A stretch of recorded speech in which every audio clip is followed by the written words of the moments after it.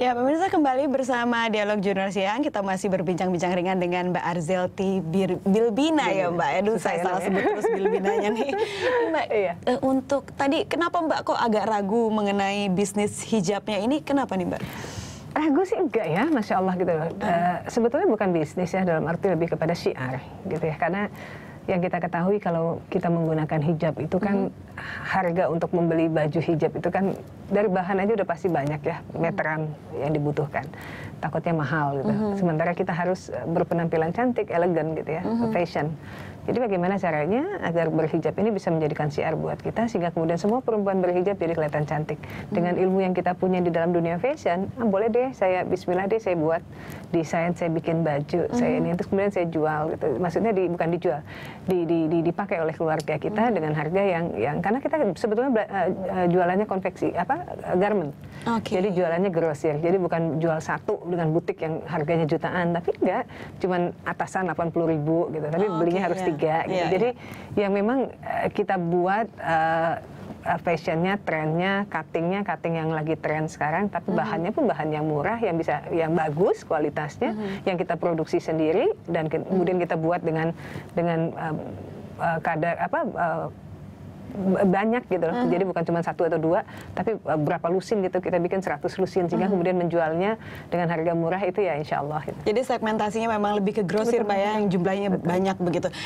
Kalau ditanya Mbak, untuk bisnis hijabnya ini membedakan produknya Mbak Arzelti dengan produk lain itu apa ya? Misalnya saya kasih contoh kayak Angel Elga kan sempat terkenal katanya jilbab Angel Elga gitu ya, runcing di sini. Nah, ini ada khas tertentu apa tidak?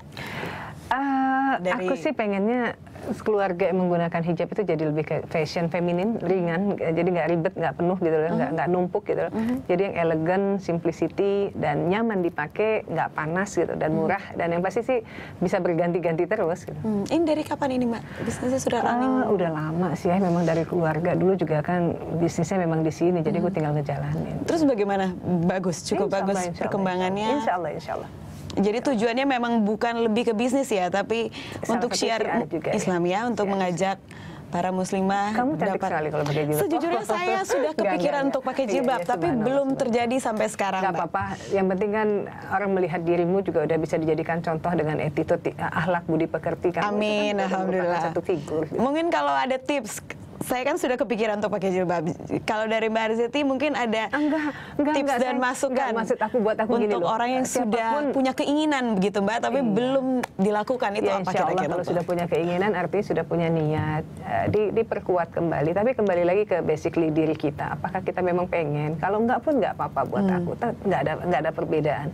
Tapi kalau memang kita ingin berhijab, ayo kita jilbabkan diri kita, berikan akhlak budi pekerti yang bisa mensiarkan mengenai Islam kita, sehingga kemudian perempuan hijab itu adalah perempuan yang memang memberikan kenyamanan bagi orang-orang di sekitarnya. Tapi bukan berarti orang yang tidak menggunakan hijab konotasinya seperti yang berbeda dengan orang menghijab, enggak sama sekali.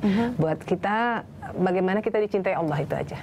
Allah baik. Semakin suka dengan kita. Gitu. Baik, waktu sudah mulai habis nih Mbak. Masya Allah. Pertanyaan terakhir, kira-kira ada pesan dari Mbak Arzelti untuk masyarakat dalam di hari kemenangan ini, Idul Fitri ini, ya.